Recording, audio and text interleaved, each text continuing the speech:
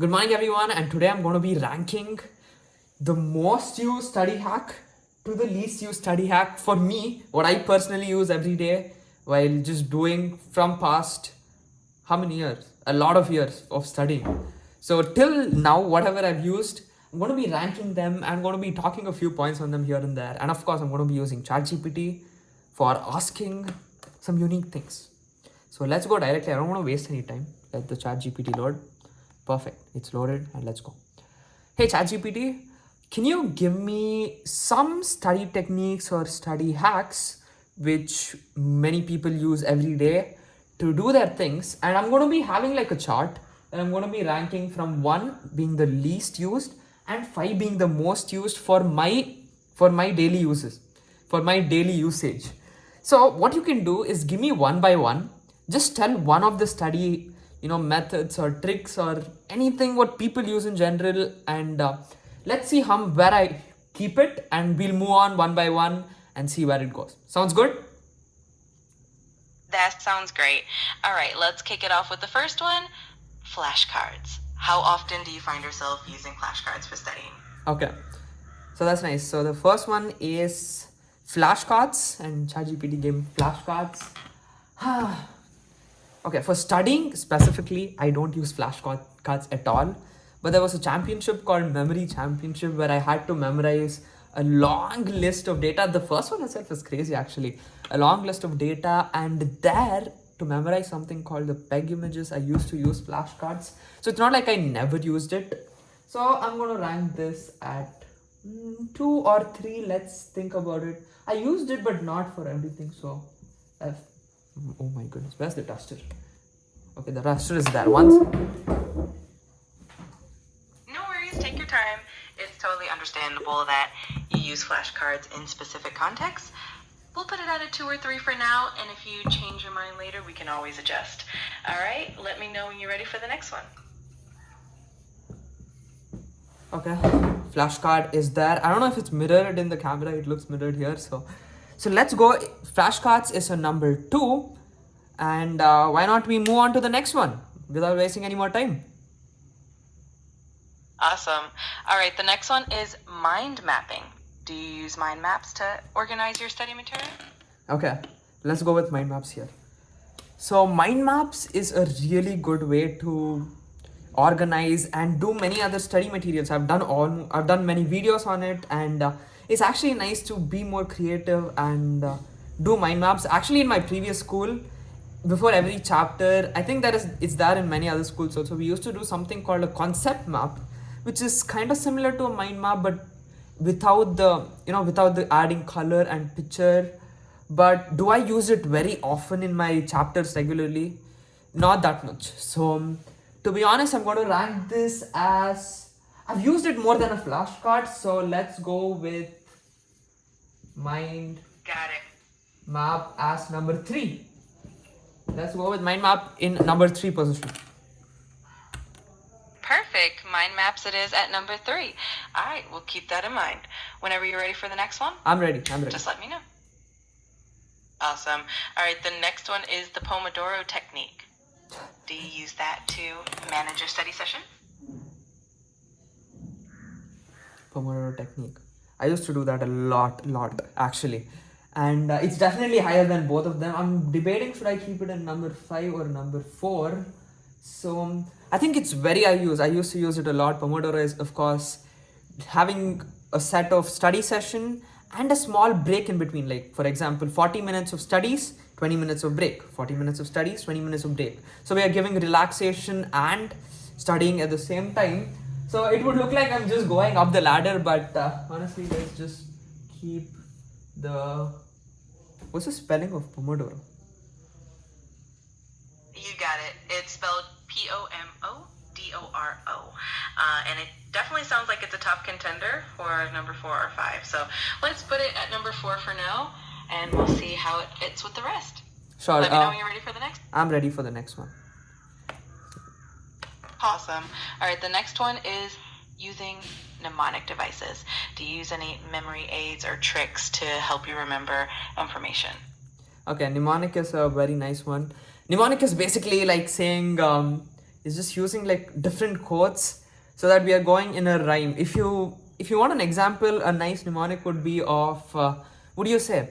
Remembering the periodic table song. I think it's by ASAP Science. That's a nice mnemonic. And there's like different mnemonics for different things, and even memory athletes use a lot of mnemonic, and I use it a lot in my studies, and I don't even realize I'm using it. At this point, it's become so natural, and if I rank it at 5, it looks like I'm just going in an order at this point. But let's be honest to ourselves and rank it at 5 because that's how I use it. Mnemonic is at number 5. Let's go. You can go with the next one. Perfect. All right, the next one is using study groups. Do you often study with others or do you prefer studying solo? Okay, that's a nice one. Study groups. Let's say I did you. It's not. We all have study groups. Sometimes we have to study with our friends. The funny part was what I used to do in my 12th grade examination was I used to just get on Zoom calls with my friends and we used to study. But sometimes what that used to happen is we just used to chit chat around other things which didn't, make a whole lot of sense. But study groups was a nice thing. We had fun. And did I use it a lot? Not really. Sometimes we studied in class also together. That was nice. I would rank it at not as much as Pomodoro, but here at number 3. So let's just say study group is at a number 3. Okay? Number 3. Got it. Study groups at number 3. I love how you brought in that Zoom call memory. It definitely makes it relatable. All right, so we got our list sorted out, and I think this is going to make a great video. If you need any more, just let me know. Sure, you can throw in 2-3 more things also. I would love to have more. Any 2-3 more? Let's keep 2 more and let's end the video. So give me 2 more study tips or habits. Let's go. Absolutely. All right, the next one is the Feynman technique, which is basically explaining concepts in simple terms as if you were teaching someone else. Do you use that often? Okay. So this is a nice one. So when you learn yourself and trying to teach the same thing to someone else to understand yourself and learn better. So teaching this topic to someone else, of course we don't do it a lot because we had to study ourselves. But sometimes when my friends used to ask me some doubts in like math and stuff, because that was nice. I liked math back in the day. I still like math. It's not like it was back in the day. So that was nice and we used to do it sometime. And I didn't go anything in the least, but what is this? Teaching others? Flashcard. I did teach it more than flashcard. So I would rank it higher than a flashcard, but not as much as like mind map or study group. So I'm going 2, but it's a higher 2.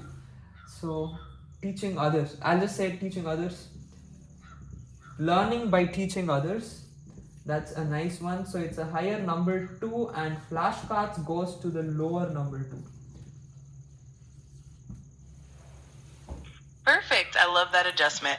So we'll put learning by teaching others in a higher spot than flashcards, and flashcards will be bumped down just a little bit. All right, let me give you one more and then we can wrap it up. The last one is using spaced repetition, like revisiting material at increasing intervals. How often do you use that?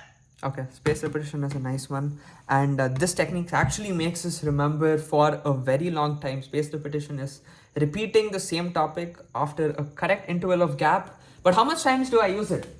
Do I use it as much as Pomodoro? I don't think so. Mnemonic, no. And so I think I have to put it at spaced repetition. Do I use it as much as a mind map group? I think I use it definitely more than a mind map. Study group, spaced repetition, yeah. So let's go with lower number 4. So space, oh no. It's so hard to write like this.